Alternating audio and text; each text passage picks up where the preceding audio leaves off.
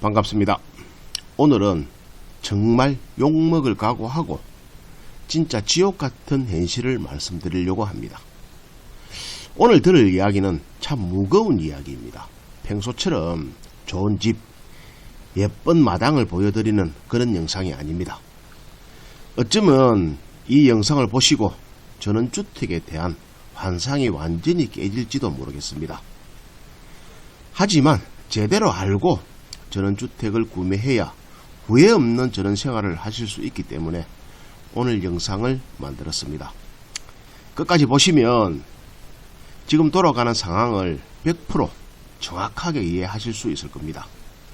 그럼 시작 전에 구독, 좋아요, 알람벨 한 번씩 부탁드리겠습니다. 전원주택이 다 망하고 떠나는 이유 첫 번째, 베이비 부모 세대의 은퇴입니다. 이제 진짜 잔인한 이야기를 한번 해볼까 합니다. 왜 전원주택 시장이 살아나지 않을까요? 금리가 내려가면 다시 예전처럼 활발해질까요? 제가 단호하게 말씀드리는데 아닙니다. 절대 안 돌아옵니다. 왜냐하면 이 시장을 지탱하는 향수라고 하는 연료가 바닥났기 때문입니다. 베이비 부모 그 세대 대부분들이 전원주택 시장을 최고로 하는 고객이었습니다. 지금도 보시면 전원주택을 가지고 계시거나 그동안 전원주택을 구매하셨던 분들 대부분이 누구냐고 하면 바로 우리 베이비 부모 세대입니다. 이분들은요, 유년 시절을 대부분 시골에서 보냈습니다. 흙냄새, 풀벌레 소리, 동네 어귀에 있는 큰 나무, 이게 고통스러웠던 기억이 아니라 돌아가야 할 고향에 대한 그리움입니다. 그래서 돈을 벌고 은퇴할 때가 되면 마지막은 자연으로 돌아가자 하면서 전 재산을 털어넣었던 겁니다. 그런데 문제는 뭡니까? 이분들이 이제 70대, 80대가 되어가고 있습니다. 이제는 집을 사야 할 때가 아니라 병원에 가려고 집을 팔아야 할 사람들이 된 겁니다. 여기서 진짜 문제는 바닥난 수요입니다. 시골, 그게 왜 좋아? 라고 묻는 젊은 세대들이 이제 40대나 50대가 되었습니다. 가장 활발하게 돈을 벌고 있는 그런 세대입니다. 지금 전원주택 시장은 그 세대들이 절실하게 필요합니다. 젊은 세대가 들어와야 됩니다. 전원주택을 사줘야 시장이 돌아가는 겁니다. 그런데 여기서 대재앙이 일어납니다. 지금 젊은 세대들은요, 시골에 대한 향수가 제로, 0입니다. 하나도 없습니다. 그들에게 시골은 뭡니까? 벌레 많고 배달 안 오고 인터넷 느리고 밤이 되면 무서운 곳일 뿐입니다. 그 세대들은 아파트의 편리함, 설세권이라고 하죠. 그래서 슬리퍼를 신고 편의시설을 갈 수 있는 설세권, 24시간 돌아가는 도시에 에너지를 먹고 자랐습니다. 베이비 부모 세대에게는 흙은 어머니의 품으로 돌아갈 수 있을지 몰라도 지금 세대들에게는 흙은 그냥 신발이 더러워지는 그런 흙일 뿐입니다. 향수가 없는 세대에게 경치 좋지 않냐, 공기 좋지 않냐, 아무리 떠들어봐도 씨알도 안 먹힙니다. 그래서 끙꺼버린 이 바톤 터치가 가장 문제입니다. 여기서 진짜 더 큰 문제는 베이비 부모 세대 또 젊은 세대 모두가 입지 좋은 아파트로 달려가고 있습니다. 그러니까 그쪽으로 돈이 몰릴 수밖에 없습니다. 그렇게 되니까 전원주택 거래가 많겠습니까? 이건 일시적인 현상이 아닙니다. 시대가 흐르면 그 흐름대로 바뀌는 겁니다. 예전에는 뭐 나중에 팔면 되지 하는 믿음이 있었습니다. 하지만 지금은 아닙니다. 우리의 항수를 공유하지 않는 세대가 세상을 지배하기 시작했습니다. 그들에게 전원주택은 매력적인 자산이 아니라 돈 많이 들어가고 관리하고 하기 힘든 애물단지로 보일 수밖에 없습니다. 이게 바로 여러분이 전 재산을 날리고도 떠나지 못해 발을 동동 구르는 가장 잔인하고 확실한 이유입니다. 제가 여기까지 말씀드리니까 이제는 저는 주택은 끝났구나, 절대 사면 안 되겠구나, 그렇게 생각하시는 분들이 많을 것입니다. 단호하게 말하지만 아니라고 말씀드립니다. 이런 상황에서 돈을 잃지 않고 전원생활을 즐기는 법 분명히 있습니다. 또 여러분이 아무리 40대가 되고 50대가 되어도 도시생활을 했지만 전원주택 시장은 수요가 아직까지 있습니다. 사람은 자연을 좋아하기 때문에 분명 또 공기 좋고 물 좋아하는 곳을 선호하는 분들도 많습니다. 그러한 여유가 생기면 자연을 찾게 되는 게 사람의 마음입니다. 그럼 이제 어떻게 해야 할까? 내 전 재산을 지키면서 꿈꾸던 자연과 함께 살 수 있을까? 제가 딱 한 가지만 강조하겠습니다. 이거 모르시면 그냥 돈 버리는 겁니다. 그게 뭐냐면 우리가 전원주택을 살 때에 집을 보지 말고 땅을 보시라는 겁니다. 전원주택을 사서 망하는 많은 분들의 특징이 집이 예뻐서 삽니다. 와, 집이 진짜 예쁘다. 조경 예술이다. 내부 인테리어도 너무 잘 되어 있다. 정말 카페 같다. 이런 것은 돈을 버리는 겁니다. 건물은 지어지는 순간부터 감가상각이 시작됩니다. 시간이 흐르고 낡고 가치는 떨어질 수밖에 없습니다. 하지만 땅값은 다릅니다. 우리나라는 입지가 좋은 토지는 웬만해서 떨어지지 않는 특성이 있습니다. 그래서 제가 늘 강조합니다. 전체 매매가에서 땅값이 차지하는 비중이 최소 50에서 70% 그런 곳을 고르시길 바랍니다. 건축비에 돈이 너무 많이 들어간 집은 나중에 팔 때에 그 돈을 인정받기가 정말 힘듭니다. 내가 이 집을 짓는데 3억이 들었다, 5억이 들었다, 뭐 10억이 들었다 이렇게 소리쳐봐야 그 다음 사는 매수자는 그 들어간 비용을 인정하지 않습니다. 그리고 화려한 것보다는 그 밑에 깔린 땅의 가치를 꼭 파악하시길 바랍니다. 땅만 잘 사도 나중에 본전을 찾습니다. 전원생활의 목적은 행복이지 수익이 아닙니다. 하지만 행복을 누리려면 일단 내 자산이 지켜져야 됩니다.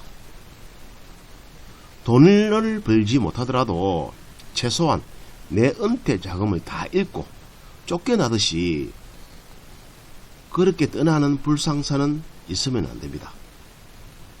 나중에 내가 집을 팔려고 할 때에 이 집을 누가 받아줄 것인가? 꼭 이 부분을 생각하시고 매입하시길 바랍니다. 전원주택이 다 망하고 떠나는 진짜 이유 두 번째는 조용함의 배신이라고 할 수 있습니다. 전원주택 오시는 분들 100이면 100 뭐라고 하냐면 이 복잡한 도시를 싫었다. 그냥 사람 없고 조용한 곳에서 살고 싶다. 사람이 싫다. 그런데 실제로 조용한 곳에 잘 맞는 사람들이 있습니다. 하지만 대부분이 그렇지 않습니다. 대부분이 조용한 곳하고는 좀 거리가 멀습니다. 사람은 어울려 살아야 된다고 말하고 있습니다. 조용함이라고 하는 말 딱 6개월이 지나면 그 단어가 외로움으로 바뀝니다. 왜 그런지 아십니까? 지금 저는 마을 곳곳이 벌어지고 있는 인프라의 붕괴 때문입니다. 사람이 없어서가 아니라 인프라가 없어지면서 외로움을 더 느끼는 겁니다. 문을 닫는 가게들이 많아지면 왠지 쓸쓸해집니다. 도시는 가게가 문을 닫아도 바로바로 새로운 가게들이 들어옵니다. 하지만 시골은 다릅니다. 한 곳이 닫으면 그 옆집도 닫기 마련입니다. 조용함의 배신이라고 합니다. 그런 가게들이 많아지면 뭔가 활력을 잃어지고 느낌마저 사라집니다. 그러다 보면 그 지역 경제는 사망 선고가 떨어지고 많은 유튜브들이 보시면 빈집의 상태들을 많이 이야기하고 있습니다. 내가 사는 곳에 사람이 살지 않는 곳으로 영상이 나오면 참 쓸쓸해집니다. 씁쓸하고 또 점점 활기를 잃어가는 곳에 병원은 기다려주지 않습니다. 우리가 전원주택을 살 때에 주변에 아주 자그마한 병원이라도 있는 것이 너무 좋습니다. 큰 병원이 아니더라도 작은 의료원이라도 있으면 정말 좋습니다. 나이들을 가지고 가장 중요한 게 뭔가 하면 건강입니다. 그런데 아플 때마다 간단한 치료를 받으려 1시간 이상 가야 된다면 고통의 시작입니다. 또 너무 아파서 운전도 못하는 상황이면 더 큰일입니다. 공기가 좋으니 안 아플 거다. 아무리 공기가 좋아도 세월은 못 이깁니다. 병원이 멀면 정말 힘듭니다. 그래서 드리는 해결책은 명확합니다. 첫 번째, 반드시 도시 접근성이 좋은 전원주택을 선택하시길 바랍니다. 두 번째로는 만약에 도시에 집을 두고 세컨하우스로 운영하신다면 본가에서 1시간 30분 이내의 거리에 있는 곳만 보십시오. 1시간 30분이 넘어가면 몸이 멀어지면 결국 그 집은 버려지게 됩니다. 전원주택 다 망하고 떠나는 세 번째 이유는 이별입니다. 이건 정말 가슴 아픈 이야기지만 여러분이 꼭 지시하셔야 될 현실입니다. 보통 전원생활은 부부가 함께 꿈꾸며 내려오는 곳입니다. 하지만 우리 인생은 계획대로 흘러가지 않습니다. 부부 중 한 분이 먼저 건강을 잃거나 예기치 않게 곁을 떠나는 경우가 반드시 생기게 마련입니다. 지금부터 진짜 비극이 시작됩니다. 그토록 자랑이었던 넓은 집, 내 손에 공들여 가꾼 마당, 순식간에 버거워지기 시작합니다. 도시에 살면 적어도 문 밖에만 나서면 사람이 보입니다. 경로당도 있고 편의점도 있고 싫어도 옆집 소음소리라도 들립니다. 나가면 놀이터의 아이들 또 많은 사람들의 목소리도 들을 수 있습니다. 그런데 전원주택은 담벼락 너머에는 적막뿐입니다.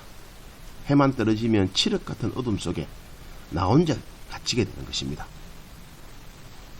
이런 고립감 때문에 고통받는 분들이 많습니다. 준비되지 않는 조용함은 독이 됩니다. 그래서 제가 꼭 드리고 싶은 말씀이 있습니다. 전원주택을 구매하기 전에 내가 혼자 남겨뒀을 때 몰입할 수 있는 확실한 취미나 소일거리를 찾아보시길 바랍니다. 단순히 경치 좋다고 그런 이유만으로 오시면 안 됩니다.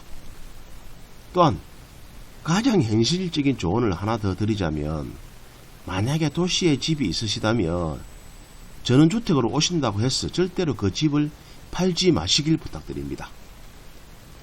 전세를 주든 여유가 된다면 비워두시더라도 도시와의 연결고리를 끊지 마시길 바랍니다.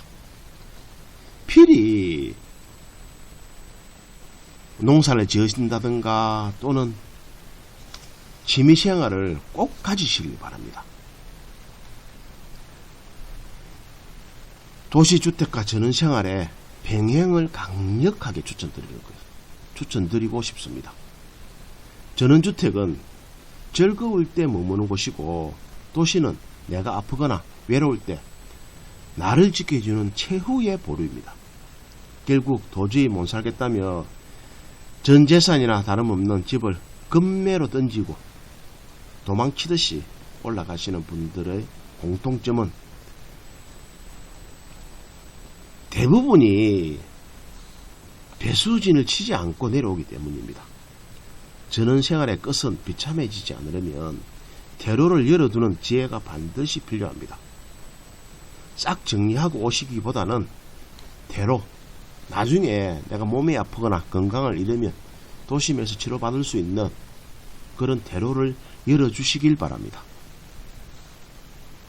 전원주택 다 망하고 떠나는 네 번째 이유, 낭만은 공짜가 아닙니다. 이제부터 뼈아픈 이야기일 수도 있습니다. 바로 수익의 부족입니다. 전원생활은 숨만 쉬어도 돈이 나갑니다. 도시는 공동관리비라든지 나누어 내지만은도, 전원주택은 마당, 잔디 깎는 기계부터 시작해가지고 전전가위, 겨울에 난방비, 집수리까지 모든 게 다 내 주머니에서 직접 나갑니다. 그 금액이 당장은 크지 않아 보여도 들어오는 돈이 없으면, 나가기만 하면 이야기는 완전히 달라집니다. 많은 분이 내려가서 농사나 짓고 뭐라고 쉽게 생각하십니다. 그게 뭐라고, 뭐라든지 하면 되지, 이리 생각하는데 큰 착오입니다. 대부분 유튜브를 보시면 농사를 지어서 억대의 연봉을 번다는 분들이 참 많습니다. 하지만 그게 정말 쉬운 일이 아닙니다.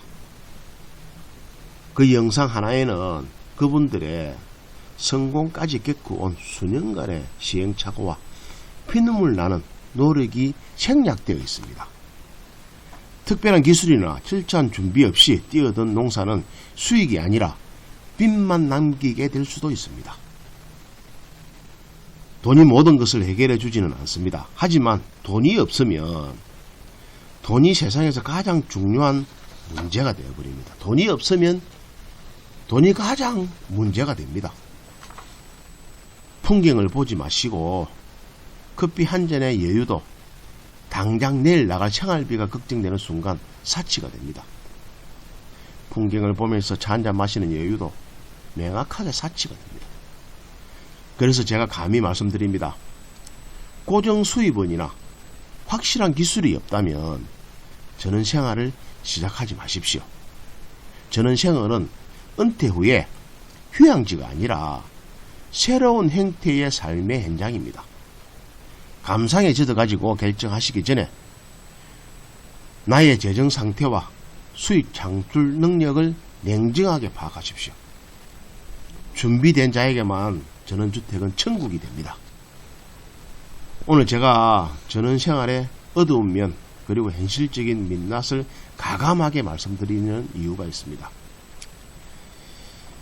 이 영상이 여러분들의 소중한 결정을 내리는데 작게나마 도움이 되었다면 구독, 좋아요, 알람벨 부탁드립니다. 여러분의 응원이 제가 더 정직한 정보를 찾아가지고 발로 뛰는 큰 힘이 됩니다. 사실 요즘 전원주택뿐만 아니라 우리 사회 곳곳이 참 어렵습니다. 특히 자영업 하시는 분들은 정말 곡소리 난다는 소리가 할 정도로 힘든 시기를 지나고 계십니다. 저 역시 그 현장에서 그 아픔을 누구보다 깊이 느끼고 있습니다. 하지만 우리 다같이 기운내서 이 시기를 잘 버텼으면 좋겠습니다. 감사합니다.